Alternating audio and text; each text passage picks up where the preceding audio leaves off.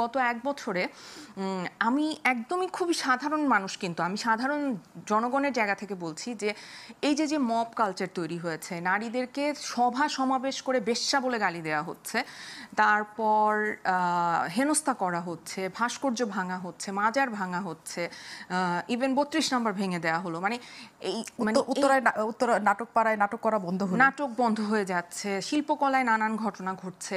তো এইগুলো তো আসলে আমাকে কোনোভাবে আশার কোনো আলো দেখাচ্ছে না, বরং আমরা যা ছিলাম, মানে আমার কাছে যেটা মনে হয় যে যেটা আমরা ছিলাম, আমি তো এগুলো দেখেছি, এরকম না যে এগুলো আমি জীবনে দেখি নাই, এই প্রথম দেখছি এরকম না, কিন্তু আমি তো এই সরকারে আসলে এইরকম তাদের আচরণ হবে এবং আইন শৃঙ্খলার যে অবস্থা, মানে সবকিছু মিলিয়ে আমার কাছে মনে হয়েছে যে এটা আমরা একটা বিভৎস সময়ের মধ্যে চলে আসলাম। সেটাই সবচেয়ে বড় আলোচনার জায়গা এখন তৈরি হয়েছে।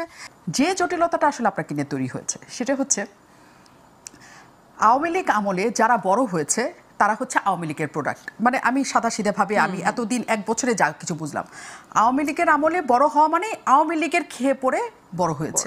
হ্যাঁ, তার নিজস্ব কোনো মেধা নাই, তার কিছু নাই, সে এককভাবে কিছু করতে পারে। আওয়ামী লীগ ওখানে মাথায় হাত রেখেছিল বলে সে বড় হয়েছে। মানে একটা বাচ্চাও যদি 16 বছর আগে জন্ম নেয়, সে আওয়ামী লীগের কি বলে তত্ত্বাবধানে বড় হয়েছে বা জন্মগ্রহণ করেছে। এটাই হচ্ছে ট্রেন্ড, মানে এখনকার ট্রেন্ড আমরা সেটা বুঝছি। তো আপনি 16 বছরে আজমিরি হক বাঁধন হয়েছেন, 1 নম্বর পয়েন্ট, যে আপনি আওয়ামী লীগের সব কিছু করেছেন। 2 নম্বর পয়েন্ট হচ্ছে আওয়ামী লীগের হয়ে আপনি নির্বাচনী প্রচারণায় নেমেছেন। 3 নম্বর হচ্ছে আওয়ামী লীগের আওয়ামী লীগের আমলে সকল ধরনের পুরস্কারের মধ্যে আপনি ছিলেন। 4 নম্বর পয়েন্ট হচ্ছে আপনি হচ্ছেন ওই রেজিমের সকল উচ্চ স্তরের মন্ত্রী, এমপি, আমলা সবার সাথে আপনার ভালো ধরনের সম্পর্ক ছিল। এই এতগুলি কারণে আওয়ামী লীগ মনে করে আপনি তাদের মানুষ।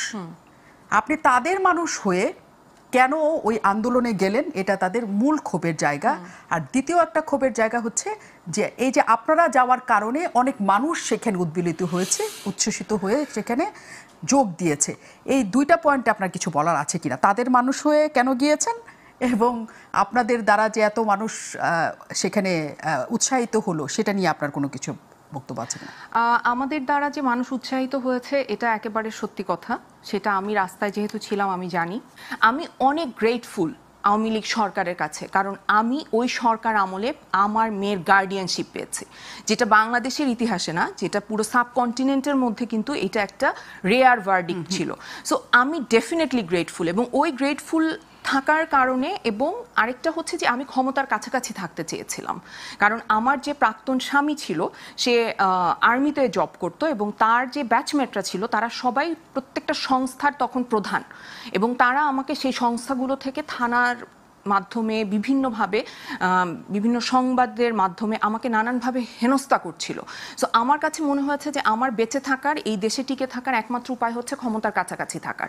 এবং তখন আমি 2018-র যে নির্বাচন, তখন ওই নির্বাচনী প্রচারণা আমি 2018-তেই আমার বাচ্চার গার্ডিয়ানশিপও পেয়েছি।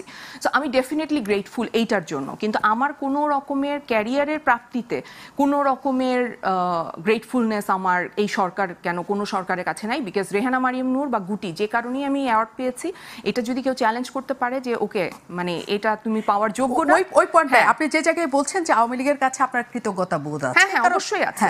কারণ ওই সময় আপনাকে ওই সরকার আমলে, আমি সরকার আমলে, কারণ আপনি আপনার মেয়েটাকে নিজের করে পেয়েছেন, আপনাকে সমর্থন দিয়েছে, অভিভাবকত্ব দিয়েছে, অনেক বড় ব্যাপার। মানে আমরা হয় কি একটা জিনিসের মানে প্রাপ্তিটা তো নানা ক্ষেত্রে থাকে। একটা হয় আমি টাকা পেয়েছি, একটা হচ্ছে আমি প্লট পেয়েছি, একটা হচ্ছে আমি বড় বড় বিজনেস পেয়েছি, একটা হচ্ছে আমি আমার সন্তানকে পেয়েছি। হ্যাঁ, ডেফিনেটলি। আরেকটা গ্রুপ ছিল আলো আসবেই বলে, এবং তারা ওইখানেও নির্দেশনা দিচ্ছিল কেমন করে এটা দমন করা যায়, নানা কিছু করা যায়।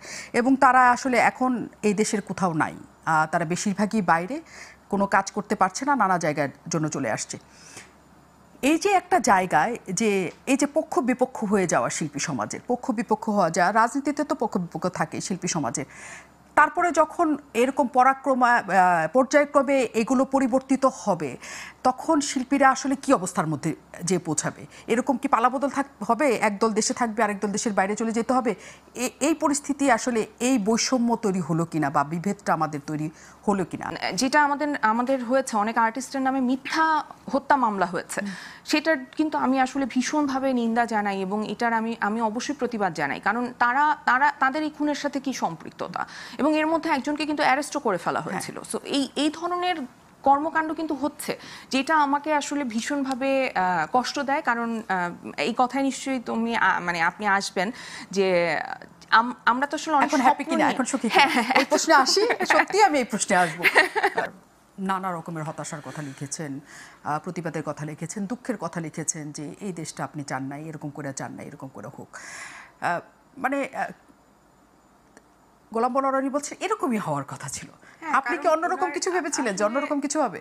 মানে ভাইয়া তো যেহেতু এই বিষয়ে তার এক ধরনের জ্ঞান আছে, সে এক মানে এটা আমি বলবো তার থিসিসও আছে, যে সে পলিটিক্যাল একটা ব্যাকগ্রাউন্ড আছে, সে জানেন জিনিসটা নিয়ে, সে অনেক দিন ধরে কাজ করছেন, তো তার একটা প্রস্তুতি ছিল। কিন্তু আমি তো আসলে ওই সময়ে ওই মুহূর্তে যখন আমি রাস্তায় গিয়েছি, আমি রাস্তায় মানুষকে যেভাবে আসলে স্বতঃস্ফূর্তভাবে অংশগ্রহণ করতে দেখেছি, এবং আমি ওখানে যে সৌহার্দ্য দেখেছি, যেই পরিমাণে মানুষ, কারণ আমি একটা জিনিস মানে আমার কাছে খুব মানে মনে হয়েছে যে এত আন্দোলনে এত মেয়ে এত নারী রাস্তায় ছিল, একটা কিন্তু এরকম ঘটনা আপনি শুনবেন না যে ওখানে কাউকে হেনস্থার শিকার হতে হয়েছে। সো কেন? কারণ হচ্ছে আমরা এত সেফ ফিল করেছি রাস্তায়। সো ওই রকম একটা সিচুয়েশন দিয়ে যখন আসলে একটা সরকারের পতন হয়েছে এবং নতুন একটা সরকার গঠিত হবে, এবং আমার কাছে তো আসলে আমি মানে সাধারণ মানুষের পক্ষ থেকে আমি বলতে পারি, যে আমি একটা সাধারণ নাগরিক হিসেবে বলতে পারি যে আমার কাছে মনে হচ্ছে যে আচ্ছা, ডক্টর মোহাম্মদ ইউনূস অ্যাটলিস্ট মানে উনি ওই লোভী মানুষটা হবে না যে ক্ষমতায় এসে ক্ষমতার লোভ করবে, কিংবা টাকার লোভ করবে, কিংবা আসলে সরকার দেশটাকে ঠিক করে চালাতে পারবেন না। মানে আমার কাছে মনে হয়েছিল যে উনি বা ওনার সরকারে যাদেরকে নিয়েছেন তারা হয়তো সবাই মিলে ভালো কিছু করার চেষ্টা করবেন। কিন্তু